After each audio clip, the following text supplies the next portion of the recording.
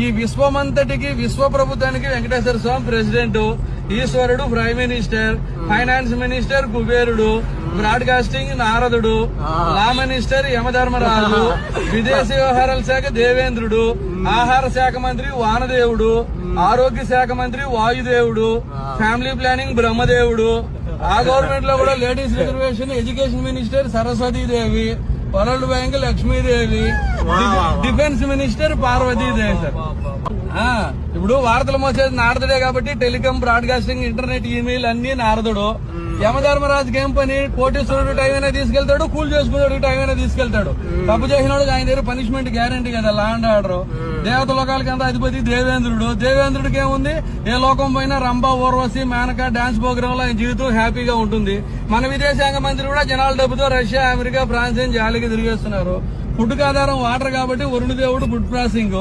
మన బాడీలో ఉండే శ్వాసే కదా, ముక్కు మూసుకుంటే ప్రాణం పోతుంది. వాయుదేవుడు హెల్త్, చదువులు తల్లి సరస్వతి, దేశానికి రక్షణ కావాలి, శక్తి